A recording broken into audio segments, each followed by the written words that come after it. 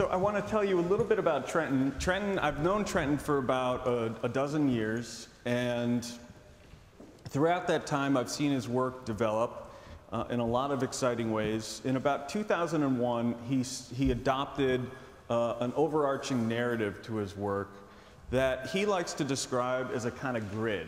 And what I mean by that is a kind of empty vessel that he can shape and reshape and form and reform and edit and change and move forward in history and back in history, invent characters, kill off characters, grow them back to life again somehow. So the story for him is really a very adaptive circumstance. Imagine it for him, he thinks about it like a blank canvas. So he is really able to think about his narrative as a format that can be completely reworked. So I want to say that because I think it's great to describe his narrative, and I will, and we'll talk about his narrative and how he creates the characters in his narrative and where they come from, the kind of sources. But I think it's also important not to take the narrative so literally and to allow it to get your feet stuck in the mud, for example. Trenton is primarily known as a painter. He's a very trained artist. His influences are very varied. You can see comics in here. You can see abstract painting. You can see kind of surrealist influences. You can see various pop cultural influences. And he throws it all in the mix. That's something that's really exciting about Trent, is that he is an amazing accumulator of things, of sources, and he's an amazing sorter and composer of all those sources. He's really able to filter them and really infuse them back into his work. These 6 works, which we call the Fear Grid, we call it that because the original painting right up there on the right top hand corner is called Fear. Each one, while it shares this main iconic kind of format, well, it's they're each 5 foot by 5 foot, and they have all this kind of head form with these eyeballs. This is a repeated gesture that you see throughout the show. You can glance over here, and you can see that those kind of eyeballs or eye shapes look like tombstones, or they look like stained glass windows, or the 10 Commandments. There's text on those, including. So Trent, in a lot of ways, likes to repeat forms. And I like to think about the way that these are operating as a step using improvisation away from those forms. So he wanted to make 6, actually he made 8, we only have 6, that were completely different from one another, but that shared this common theme. And if you look at them, they are about as far apart from each other as can be, but they are also seemingly the same subject. Now, the head inspiration comes from a variety of places. I mean, I just told you, it's a head, it's tombstones. You saw in the beginning, right in the front gallery, you saw a casket maybe when you walked in. There's a theme of death that goes on in this show that comes from his personal life. That piece that's out in the main gallery is called Color Coffin, and it's made out of his grandfather's dresser, and his grandfather died 2 years ago, and his stepfather died last year. And he's been thinking a lot about mortality. He's had some health issues too. And whenever he was making his work, he was thinking about every piece that he was putting together as a gesture towards rebuilding memories of people in his life. And you can see in these 6 works how constructive they are. This piece is one of my favorite because it really illustrates how gritty and dirty he gets. He's an amazing collector of things, and he's an amazing sorter, as I said. Some of these things lie around his studio for years. For example, this fake fur is from a body of work from 2001. So this is scraps from paintings and pieces from paintings that I recognize that he made a long time ago. So there's a way that his work recycles old works and becomes a kind of time capsule of sorts of these different moments in his life. A lot of little things in here. This is like a little piece out of his sketchbook. If you're a painter, you recognize this. This is like the bottom of your gesso can.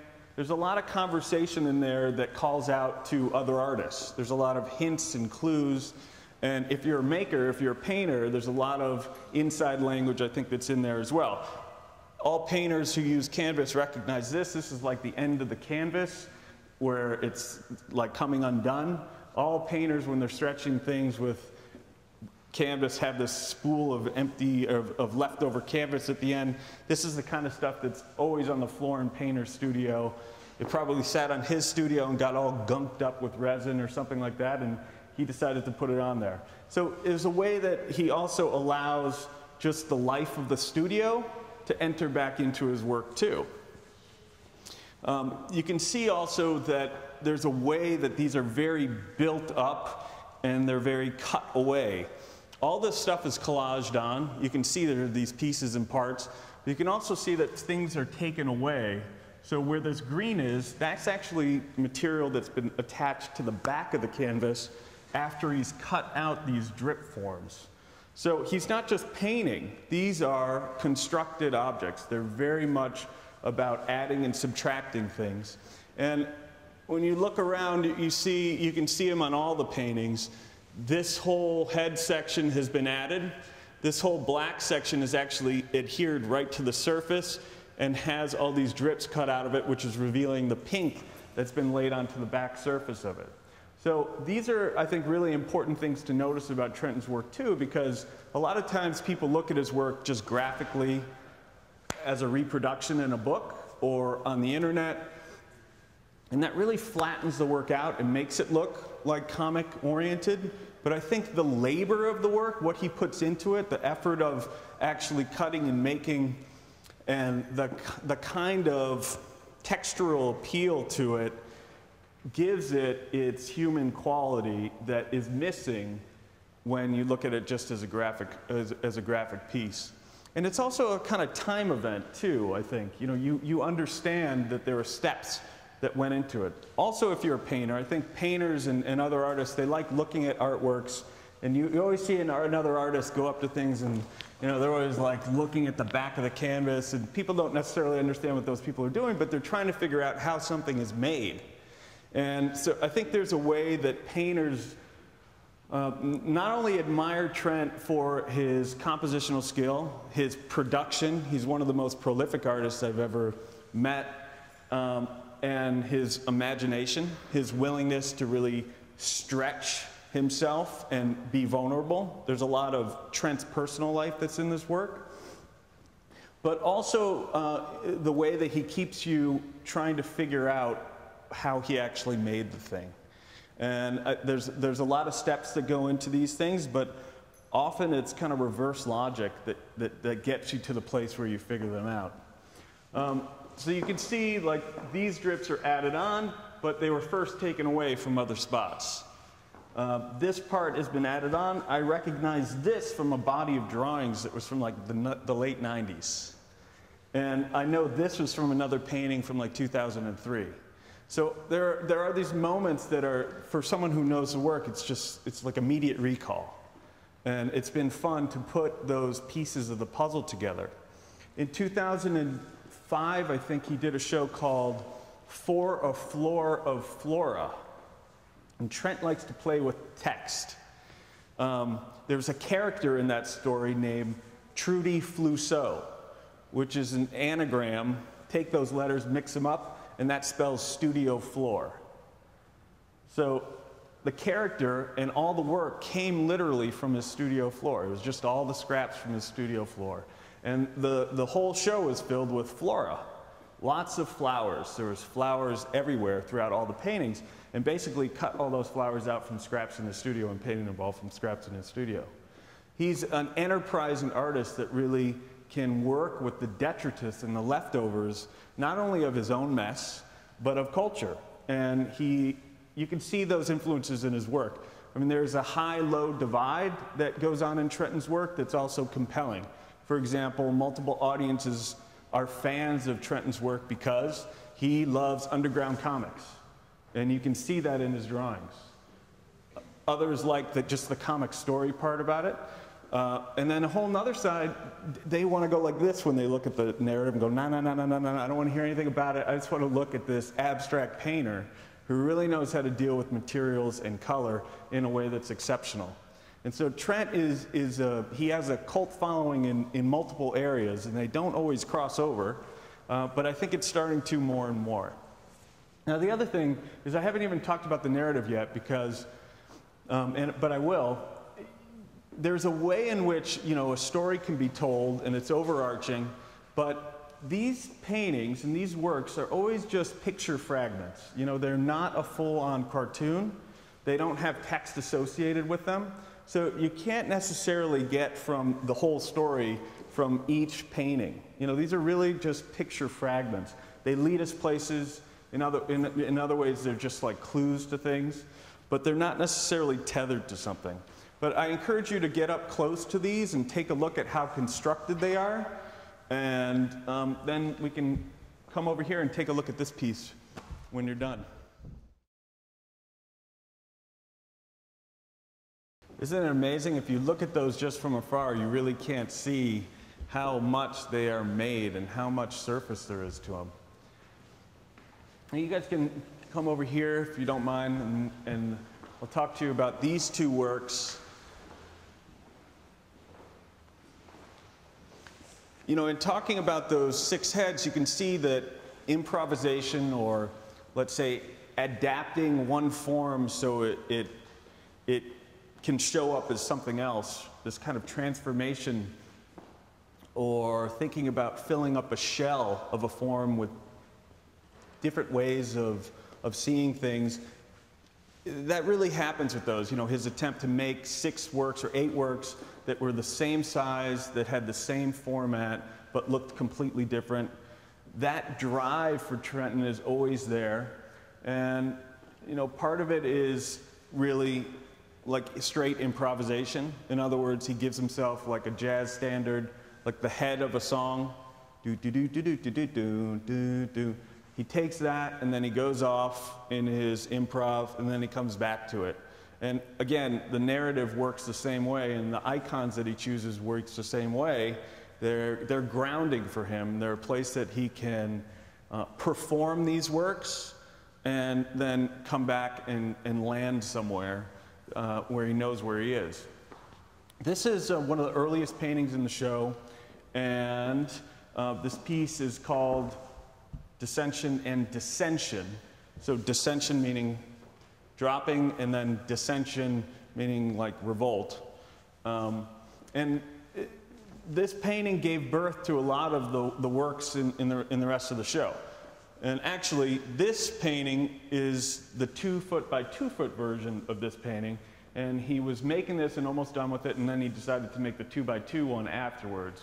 So he often makes, and also there was a sketch of this in the sketchbook beforehand. So he often makes the same work in different compositional arrangements at different scales and with different materials. And he'll do this probably in print too. And they're all a little bit different. And they all have new discoveries in them. You can see this long black arm here, and the hand gave birth to that large painting there, that hand. You can see that the head in this one has been covered up, and the absence of the head here kind of signals the rest of the heads in the rest of the show. The story, the narrative enterprise that Trent has been engaged in is about conflict. And there are 2 real kind of groups of characters. There are Mounds and Vegans. And Mounds are these ever-absorbing, consumptive, furry, forest-bound, half-animal, half-plant creatures that basically just absorb everything. And they're striped and furry and they're happy.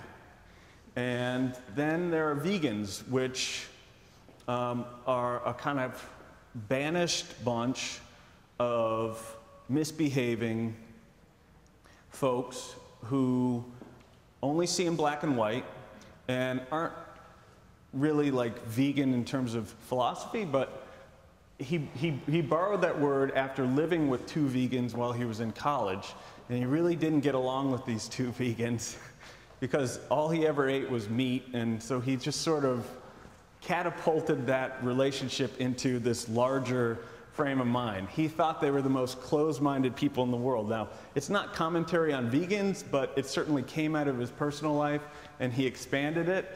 And you know, basically, it's a conflict about consumption and acceptance and reduction and an inability to see broadly. For example, to see in color. Vegans can't see in color. And these two factions meet and they go head to head often. They don't like each other. Well, Mounds like everyone kind of, but vegans don't like Mounds. And something that happens when you attack a Mound is there's Mound meat. And there was a group of Mounds led by, or there was a group of vegans led by one particular vegan named Sesame, Moses spelled backwards. And Sesame was sainted, so he's Saint Sesame. And he had a vision that he should he should make an arrangement with the Mound and tap into its Mound meat and imbibe it. And when he did, he hallucinated, and this vegan was able to see in color. So it's a kind of Ken Kesey counterculture, you know, 1960s / Jacob Ladder scenario. You know, it's a combination of different types of storytelling, or different sources. And this group of vegans then were able to have a lot of Mound meat and kind of get drunk on it and see in color. And they had a lot of fun, and they got along with Mounds for a while. But then came one particular vegan who didn't like it. His name was Beto.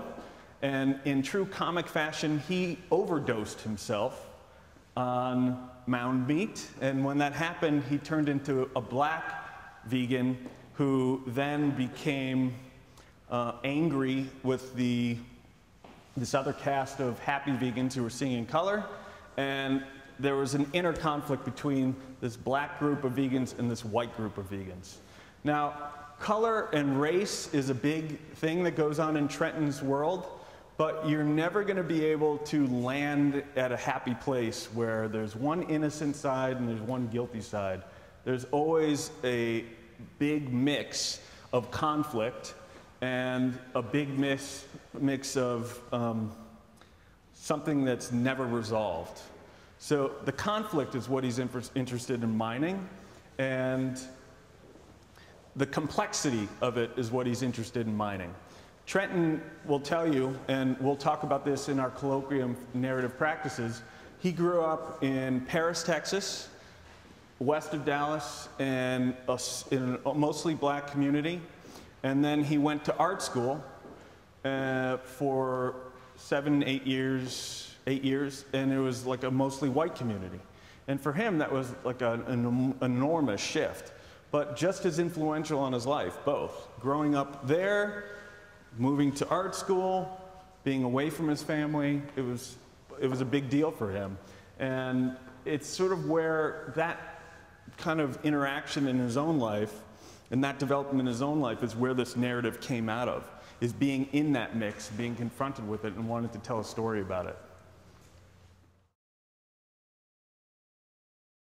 There are two types of drawings in the show, and these are self-portraits. Now, something about Trenton's practices, we just talked about, you know, it has this overarching narrative. When he created the narrative, or let the narrative free in 2001, the narrative didn't include him, even though all the characters were kind of Trenton in disguise. You know, like a Mound is part Trent, a vegan is part Trent. Vegans actually live in Trent's stomach, you know, but every character in his story is a kind of offshoot of his own experiences in his own story, but it's never particularly him. He always had a sketchbook practice where he drew himself. Remember, he comes out of a comic tradition, so he was making comics in high school. He kept sketchbooks all through high school. He has about 150 sketchbooks that he's kept and collected. And he's always drawn himself and always made fun of himself and always made fun of other people. you know, the tradition of caricature and like the New Yorker or even going way back to Damier, all of that stuff is really fun to Trent, and his sketchbook is where he gets to make fun of everybody. I mean, I'm in there, everybody's in there who he runs across, he makes fun of, and mostly himself. This is a lot of Trent, and Trent likes to make fun of himself for overeating and being fat and teasing himself about not being able to eat burgers anymore. This particular drawing is a great drawing. This is Torpedo Boy and Hiram Hazo. And you'll come by and take a look at this when you're done, or when we move out of this room. But this is basically a recreation or a readaptation of a toy from one of his toy collections, which is He-Man and the Battle Cat. I don't know if anybody recognizes it, but like if you take the Battle Cat and He-Man, it's like almost identical. Torpedo Boy is an alter ego superhero that he created when he was in 4th grade. So before he was even a, quote, conscious trained artist, he had this character, and he thought, what better thing to do with it but to actually bring it into the story. And Torpedo Boy is the kind of, actually, Hancock, did you see that movie? Who, you know, he's a superhero with all these powers, and, you know, what do you do with all these powers? Maybe you don't handle it so well and you kind of become a failure. That's Torpedo Boy. He's that kind of character. He's not an anti-hero, but he's a hero who's kind of lost. This is a really great drawing too, because this has a mound in it. This is actually one of the only mounds in the show, and a vegan head in it, and that's Trenton's head. So Trenton's head is in combination with the vegan and the mound. See, this body of the work is the first time that Trent let himself back into the narrative. You can also see that the landscape that a lot of these scenes are on is like the vegan landscape. It's the underworld. And he would have never drawn his self-portraits in that context before. But now he's letting himself seep into different milieu, different settings that are actually this external narrative. So you can think about it as the narrative being some kind of externalization of the self or of him, and the self-portraits is a kind of reflective, unconscious internalization. You can also think about how he makes these. These are made in his sketchbook. It's very private. It's very unconscious. He travels a lot. He often makes these or starts them on a plane or in a hotel room or sitting down, and then he cuts them out of his sketchbook. A painting is like a conscious, performative event. They take a long time. They're huge scale. They're an enterprise to get them done. And they're really like self-conscious. You know, he's aware of art history when he's doing that. He's aware of his other paintings. They're very externalized. So the narrative kind of goes hand in hand with that externalization or that big performative gesture of working with materials at that scale. But these drawings are very internal. They're very unconscious. They're very free and open. And they're very related to his sketchbook practice, which is about vulnerability and reflection. One of the things that Trent's been doing that is an enormous feat is that he's been keeping dream logs since he was like 16. So every morning he wakes up, or whenever he wakes up, he puts the date and he writes out his dreams. And sometimes there are 3 or 4 dreams, so he'll write them all down. Now he'll go back to the sketchbook and amend that dream if a part of the dream has come true, or if something reminds him of the dream, he'll go back and notate it. So we all have our own relationships to our dream. Personally, I remember like 1 a week, and I'm trying to, with Trenton's influence, I'm trying to remember more, but it's a skill. You know, it really takes diligence and practice. Well, here's someone who has trained himself to have that kind of access. And I think that's something important to realize about Trent, is that rather than looking at him as someone who is a kind of outsider genius, to look at him as a highly trained, very intelligent, highly practiced artist who has worked very hard to gain access to this kind of creativity, imagination, and ability to be vulnerable. And I think you'll see them in these drawings. These are great.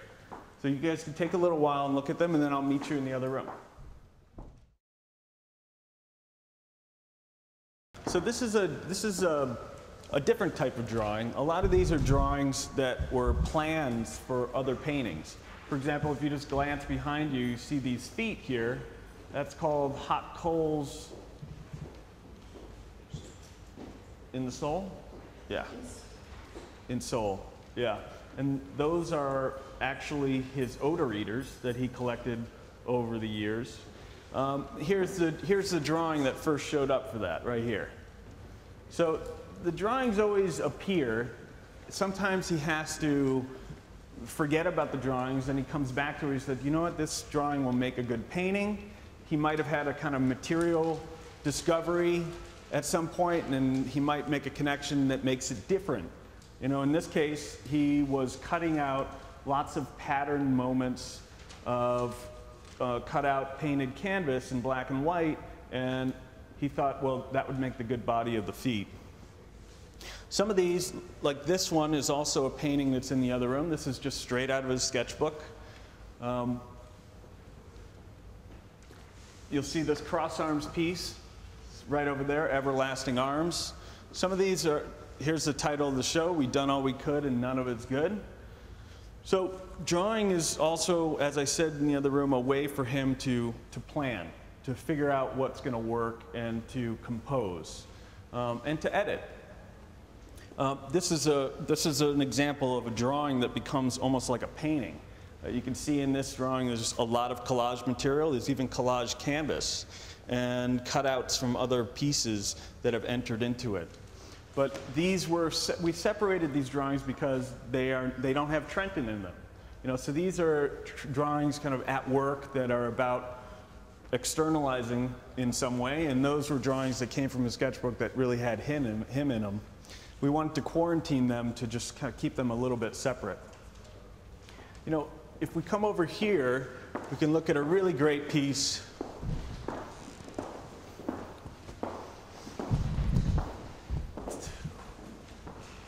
This is a piece called The Everlasting Arms, and this is a really important piece to Trent. You know, Trent grew up in Paris, Texas.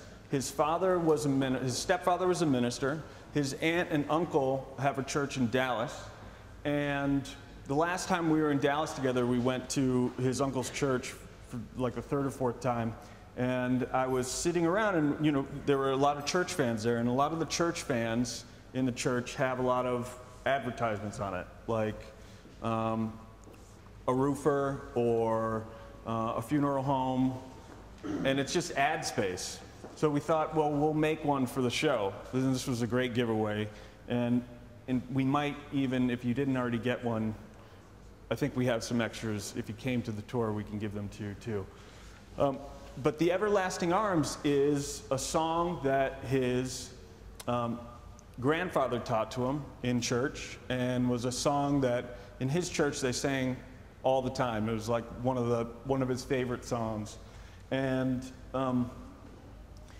there's like some other personal information about this painting, but I think one of the exceptional things about this painting is that it's about, you know, it's obviously about a kind of conflict. It's got the white arms and the black arms, but it's also an amazing painting. From where you're standing, it looks like a flowered background, but when you come close to this painting, you'll see how fragmented this structure is. Trent is one of these painters who can get away with that fragmentation and understands it. I mean, if you take a moment like this, there's so much random information going on there, it's really incredible. This flower information is from the show, the Studio Floor show, For Flora, Flora. And he redrew it for this painting. And there's a lot of other hidden things in there. There's human hands in there, there's sexual organs, there's organs from flowers. It's an amazing painting, and there's also small little fragments from previous works that I remember and recognize too. This is absolutely one of my favorite pieces in the show. And the other thing that I think this room demonstrates is the different uses of pink in Trenton's work. Pink for Trenton is a mutatable, broad spectrum color. It's not fixed. often when he uses colors, other colors besides pink, he uses them straight out of the tube, except for purple. Purple is a color that he sometimes throws in there and that has significance to him too. But pink is always pink, but it can be an acrid pink, like an acidic cutting pink. It can be a soft, milky, comforting Pepto-Bismol-like pink. You know, it has that full range. You know, so pink is a really playful color for him in that it has that range. It's also the color that we all are on the inside, as Trent would like me to say. You know, we're all pink on the inside no matter what color we are on the outside. And that's why he likes thinking about pink as the insides of things. That's why mound meat, the inside of mounds are pink. But you can see there's a variety of different types of pink going on here. If we just slightly turn right along this wall, this is to the left, you can see this in a minute, is the only self-portrait of Trenton that's out in the main gallery spaces. And this piece is called Doorstop, and it's his head. And I like to think of these two pieces in relationship to each other as two different types of headspace. And I think one of the exceptional things that Trenton's able to do with his paintings, especially these large-scale paintings, is manage the gap between iconic forms and large, abstract, color-field treatments. So the relationship between the field, which is this entire expanse, and how visual it is, and how rich it is, and how optical it is always grounded by this large, iconic shape. We saw in the other room that big text piece that had the stained glass window almost thing. It's the same thing. The text operates as this very grounding, iconic thing that you can see from afar, and then the overall treatment of the space he treats abstractly and with this all-over patterning that's quite incredible. One of the great things that I know about this piece is, as I saw it being made, is that the first thing on these canvases the first thing on this canvas were these white pieces of cutout sketchbook material. So the first thing that showed up were these white hands. There was nothing else on this canvas. It was totally blank, and there were these white hands on that form. That's it. And everything else was added in behind it, including cutting all this out and adding the pink behind it.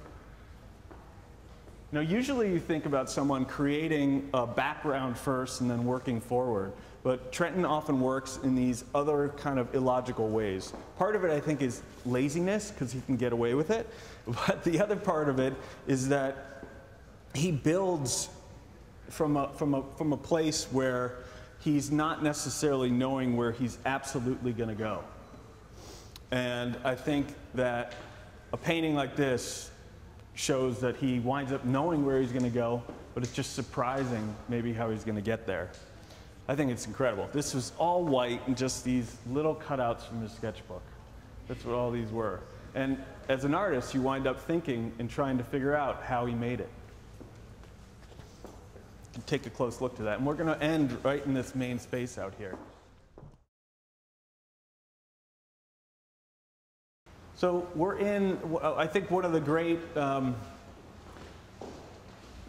gestures that Trenton is also able to do is install his works in a way that completely includes us and that is immersive and theatrical and funny. This is basically the title wall for the show. And it has the title written writ large. We've done all we could and none of it's good. It also says on the top line, Trenton Doyle Hancock done all he could and none of it's good. Trenton Doyle Hancock did all he could and none of it's good. Trenton Doyle Hancock done all I could and absolutely none of it's good. Trenton Doyle Hancock.